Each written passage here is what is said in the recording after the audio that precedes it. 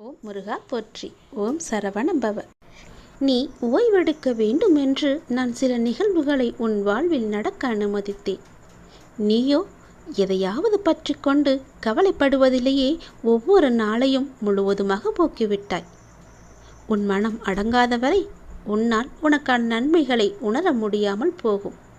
சொல்வதை நீ புரிந்து கொண்டால் உனக்கு நல்லது. உன்னுடைய அப்பா எது செய்தாலும் எதற்காக செய்கிறேன் என்று உனக்கு தெரிந்ததுதானே? வாழ்க்கையின் தேடல் ஒவ்வொரு நபரை பொறுத்து வேறுபட்டு கொண்டிருக்கும்.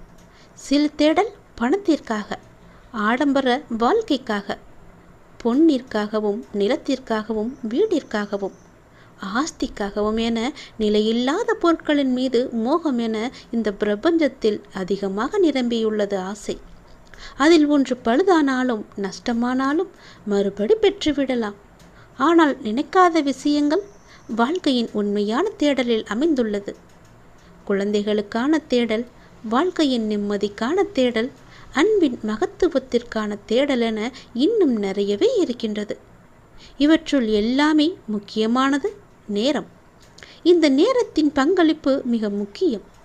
இவற்றுள் அதற்கேற்ப காலத்தில் அவரவர் வாழ்க்கை முன்னேறும் போது புதிய தேடல்கள் உருவாகி கொண்டே இருக்கும்.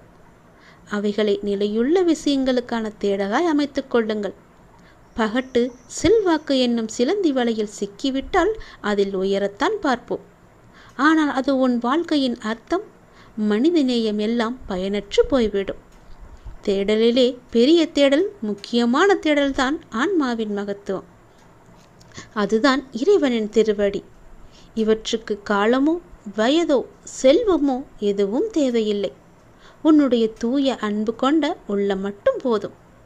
பக்தி, விசுவாசம், நம்பிக்கை, பொறுமை இவைகள்தான் உன் ஆன்மாவின் சிறப்பை சுட்டி காட்டும் கண்ணாடி. அந்த கண்ணாடியை நீ நோக்க ஆரம்பித்து விட்டாய்.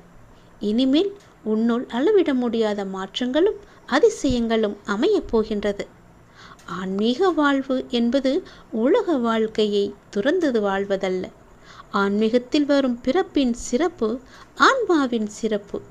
எடுத்த பிறவியின் காரணம் என அனைத்துமே கற்றுக்கொள்ளத்தான்.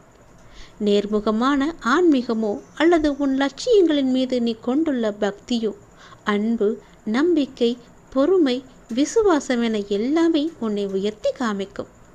ஆன்மீகம் என்பது இறைவனை வழிபடுவது என்பதல்ல. அது ஆன்மாவின் இயல்புகள். நீ யார் என்ற தேடலின் வடிவம் கொண்ட பெயர்தான் கடவுள். இறைவனும் அவர் படைத்த ஆன்மாவும் ஒன்றேதான். எல்லாம் அவர் செயல், எல்லாம் அவரின் செயல் வடிவமே. அவரே என்ற எண்ணத்தின் தான் முதல் வெற்றி இருக்கிறது. நான் என்னும் சொல்லுக்கு வினா தரும் பாதையும் அதுதான். அது உனக்கு கிடைத்துவிட்டது. இனிமேல் எல்லாமே உனக்கு சுகமாக இருக்கும். மாறுதலுக்கான நேரங்கள் தொடங்கிவிட்டது. அதற்கு உன்னை தயார் செய்து கொள் என் தங்கமே. என்னையே நீ எப்போதும் சார்ந்து கொண்டே இரு. ஏங்குதல் போராட்டங்களை எல்லாம் விடுத்துவிட்டு என்னையே சார்ந்திரு. நான் உன்னுடனேயே இருக்கப் போகின்றேன். உன்னுடைய தாகத்தை தீர்ப்பதற்காக நான் வருவதற்குள் உன் மனமானது சஞ்சலமடைந்து எங்கெங்கோ சென்று கொண்டிருக்கிறது. உன் தாகத்திற்கு தண்ணீர் நான் கொடுக்க மாட்டேனா? யாரை தேடியோ ஏன் அலைந்து கொண்டிருக்கின்றாய்? நான் தருகிறேன். உன் பசியையும் போக்கும் அளவிற்கு என்னிடம் நிறையவே இருக்கின்றது. நான் உனக்காக இருக்கிறேன். நான் எல்லாவற்றையும் பார்த்து கொள்கிறேன். உன்னுடைய முழு பாரத்தையும் என் மீது சுமத்து. உன்னுடைய அப்பா உனக்காக மட்டுமே இருக்கின்றேன். உன் வாழ்வில் நல்லது நடக்க நேரம் ஆரம்பித்து விட்டது. மாறுதலுக்கான நேரங்களும் தொடங்கிவிட்டது. உன் வாழ்க்கையில் அடுத்தடுத்து நல்ல நல்ல மாற்றங்கள் எல்லாம் ஏற்பட போகிறது. உன்னை இப்பொழுதே தயார் செய்து வைத்துக்கொள் என் தங்கமே, சந்தோஷ மனையில் நனைவதற்கு.